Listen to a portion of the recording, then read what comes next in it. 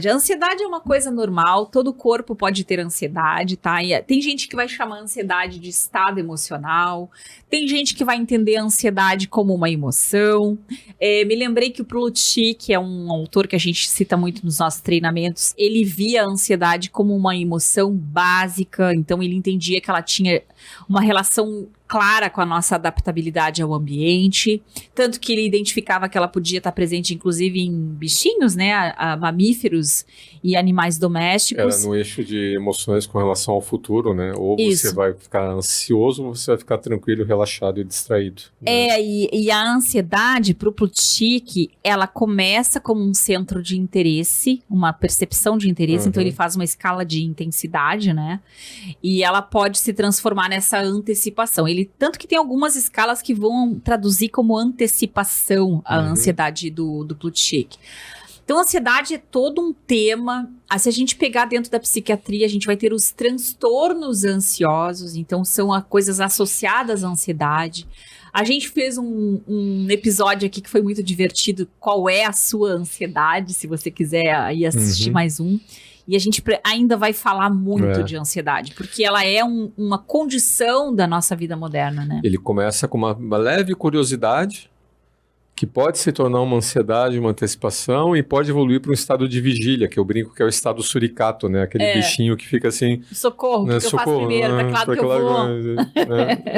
Então, a ansiedade é esse monte de coisa possível. A gente também, às vezes, traduz ela como preocupação. Então, ela é normal com relação a essa coisa que vai logo acontecer e que é importante para mim. Se eu, por exemplo, estou aguardando o resultado de uma prova, eu vou ficar ansiosa, é natural. Se eu estou, se não pensarmos só direto num evento antecipatório, mas, digamos, eu estou numa situação de família e eu estou percebendo que vai acontecer uma coisa ali que eu não vou conseguir lidar. O tal daquela janta com um cheirinho de tensão no ar. Eu vou ficar ansiosa antes, eu vou ficar ansiosa depois, eu posso ter dificuldade de lidar com o emocional que está acontecendo ali, né? Então, a ansiedade é uma condição normal. Quando ela se torna excessiva, quando ela se transforma até mesmo numa obsessão, aí é que vem o TOC, o obsessivo compulsivo, quando ela vai se tornar um jeito de pensar sobre o qual eu não consigo domínio e que eu tenho medo de pensar a respeito, inclusive, aí agora ela ficou mais grave, né? Então eu já comecei a ficar obcecada com aquilo. E escapa um pouquinho dessa coisa da pressão. Eu acho que, não sei, vamos ver agora, eu tô jogando uma coisa que me veio agora na cabeça, tá, Má? Mas eu tenho a impressão que estar estressado é um passo diferente de estar ansioso. Porque quando a gente tá nessa coisa da pressão, você fica mais confuso do que quando você tá ansioso. A ansiedade geralmente tem um núcleo sobre o qual a tua mente está orbitando.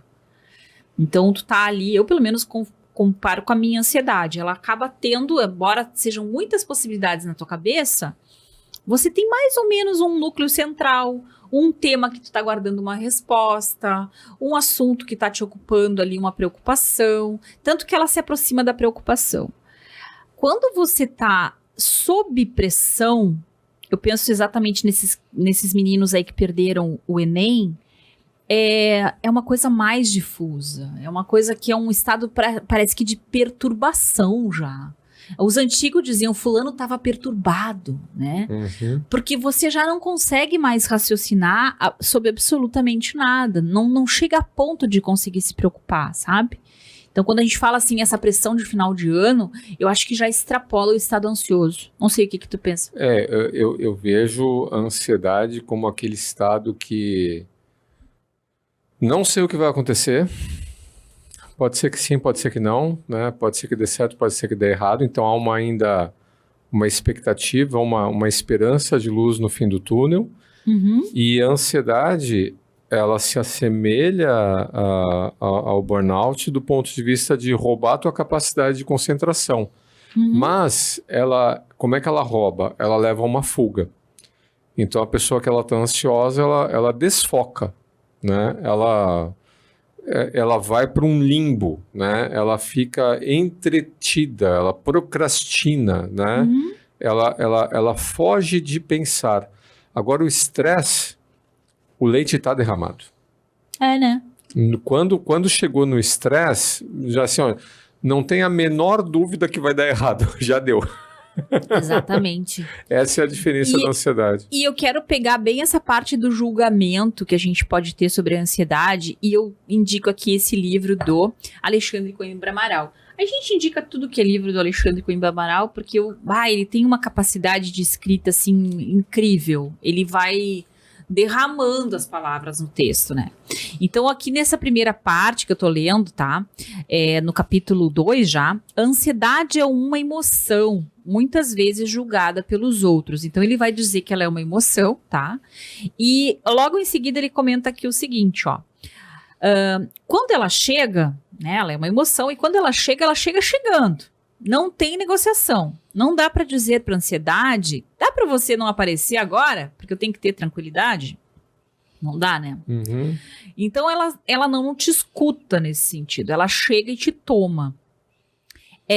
No mundo como o nosso, ela é sempre julgada, como se existisse um mecanismo interno que pudéssemos acessar para evitar que ela acontecesse. E quando a gente julga a ansiedade, piora muito a sua vivência. Exatamente, né? Então, quando a gente espera ser o cara que não sente nada, que tá sempre zen, isso acaba criando um peso maior. E daí eu já faço uma conexão com o que a gente também vem falando há muito tempo aqui, nos próprios treinamentos, do valor da meditação. Eu canso de ver pessoas dizendo: eu adoraria meditar, mas eu não consigo. E aí, Mal, o que tu responde? Tu que não medita, conta pra nós, como é que tu faz a tua meditação? Como é que tu lida com a tua ansiedade? A minha meditação é ativa, né? Eu lido com a minha ansiedade fazendo alguma coisa de bem para mim. Uhum. E geralmente está envolvido algum tipo de exercício físico. Uhum. Né? Quando tu vai pra academia, quando eu vou pra academia, quando a gente sai para caminhar, né?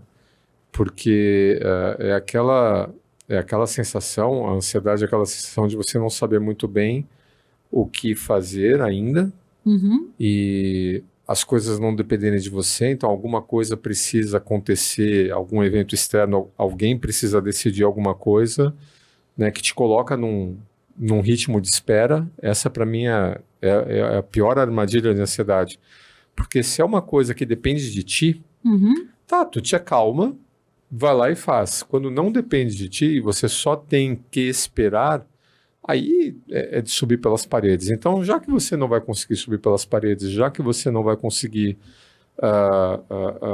fazer nada produtivo a respeito, ou em relação a outra coisa, porque tu está sequestrado, tua tentação está sequestrada, eu vou para o mais operacional dos operacionais. Né? Eu acho que essa tática é muito boa, porque a ansiedade e a sensação de não conseguir dar conta da vida, porque é isso que a gente está orbitando aqui em todos os não ter subtipos. Autonomia para fazer o que precisa ser feito. Você tem que sair um pouco das armadilhas da tua própria mente. E para mim funciona muito bem fazer alguma coisa manual. Lavar uma louça tá valendo, né? Mas arrumar as coisas, eu sou um pouquinho daquela do toque, né? Eu curto arrumar coisas quando eu tô me sentindo ansiosa. E simplesmente você, por exemplo, se programar, vou esvaziar essa gaveta e vou terminar ela.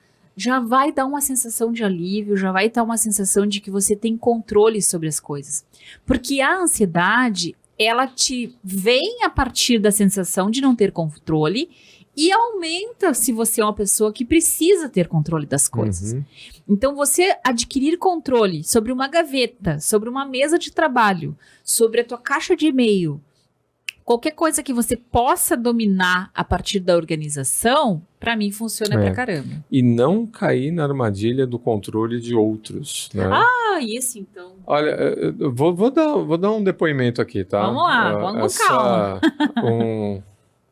Umas 3 semanas atrás, né?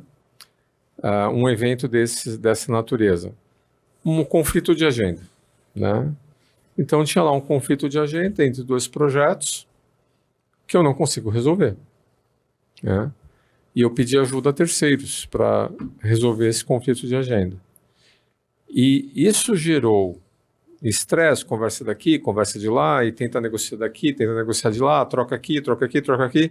Eu acho que eu fiquei assim umas 2 semanas Foi, ansioso. incomodado que tinha uma coisa ali. E desconfortável, que havia um problema que eu não conseguia resolver, e isso tirou minha atenção, isso tomou meu tempo, etc, etc.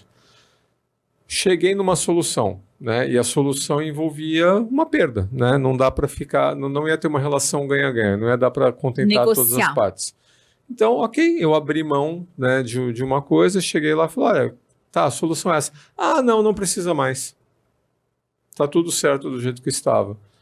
E isso me tomou... 2 semanas de estresse. 2 semanas de preocupação. E aqui tu tá trazendo uma coisa que tem aparecido muito nos treinamentos. E nesse sentido, eu acho que, parêntese, né? Nós somos muito mal acostumados na Conexão IE, né? Porque nós temos mais ou menos um bom domínio sobre a própria agenda. Sim, é o mínimo. A maior parte das pessoas que a gente trabalha elas não têm esse domínio todo da agenda. Uhum. A agenda delas pertence também a outras pessoas que vão usando da própria agenda delas. Que foi delas. esse caso.